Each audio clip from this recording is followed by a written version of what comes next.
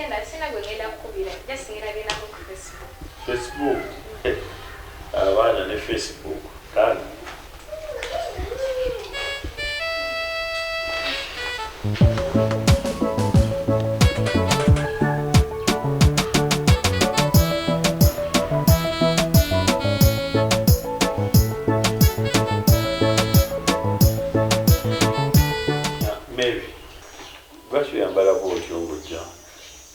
Zene goeze nina ako.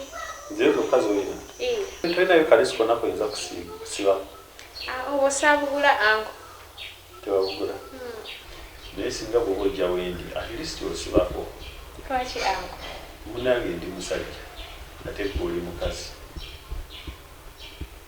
Jana kundetera ekirowoozo ekitali kituufu. Kola kyolowooza. Kola kyolowooza. Nkole kyendowooza? Iya. Okakasa? Iya. Kati mami ono omugamba otya? Oyo yamanya ajja kwefaako. Nze ebye tebinkwatako.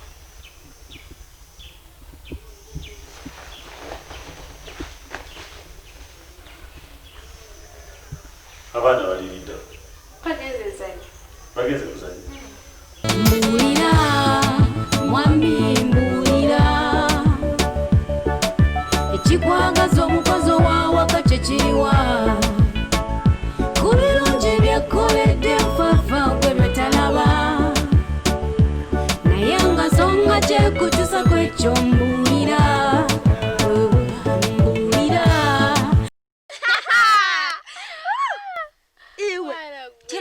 Kitwayogera kuwakomawa nakyo. Biri byankolera. Natega obumaso nga wangamba n'enyamba obumpi nenekolako yenna nayitika nagwamu. Olimba. Kati ntesa na mutwala waffe wa. Oli panna. Omwana oli mulamu. Oli jamutwala oyo omusaadde omugege oyo gwoli gyotwale we. Kati engeri gy'ofunye ebyo bityo. Oyo omusaadde kyoba okole mutwalire mama omukole nti mama noyo omusaadde gwendijja naye. Kale. Oli otya pola. Oli kaki? Jangu gwe wano. Ide tweyungeku. Nga nakudina obeire olwire otubona.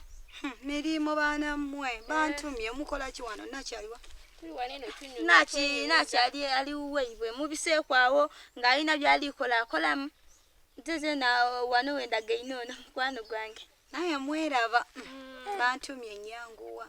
Iye gwe pola biri eri ebintu bye wakola otya.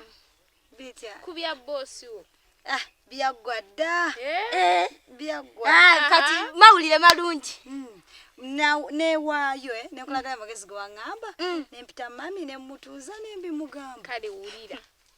Enzo wange namwagala namutega obumaso kati huyo ngenda namutwala waffe. Tongamba nti wakola ono byatugamba. Lwaki nedda?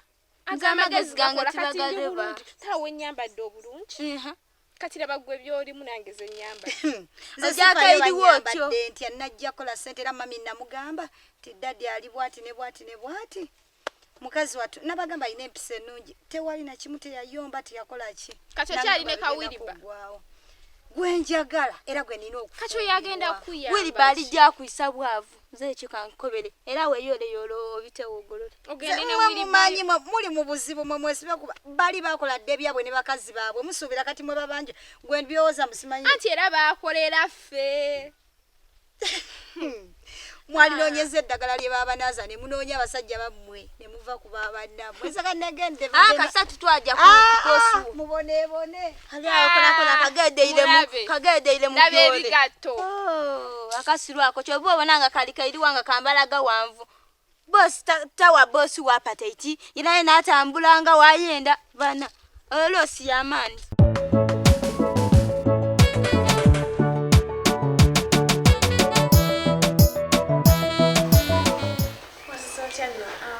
Bulungi. What's good? Bulungi. Ako nacho njagala okugamba. Nira. Ako no kyali mwezi. Oli lubuto. Omwenyereketa ki? Zinzala. Olubuto lwa. Lubo. anko webuzabuza olubuto olwo. Lwanga kuvadde. Nze sizaala.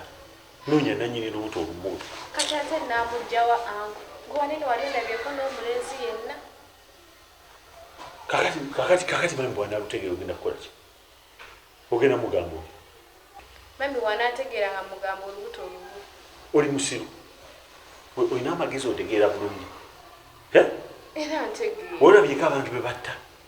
Bajja kusalako obulago ogenda otandika okwekozaako. Ng'ani abunsalako? Olubuto.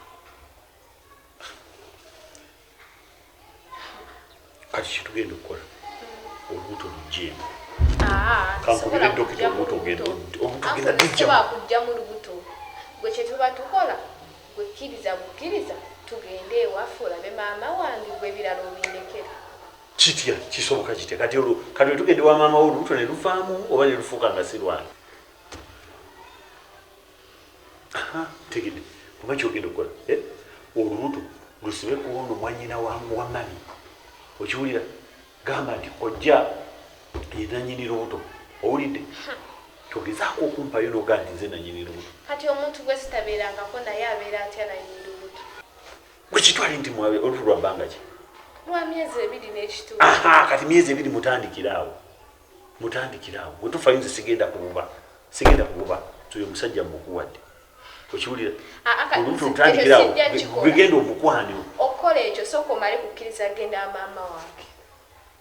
Kati wamama wuno nayo ki? Gwe kkiriza bukkiriza tugende ewa mami omulabe gwe ebirala obindekere. Kale tujja genda. Tujja kulaba olunaku tugende. Kale. Kati tandikirawo okwana muganda wa mwannyina wa mami. Gwe kito kifaako. Gwe kasita okkiriza ebirala byonna bijja kwekola. Kale.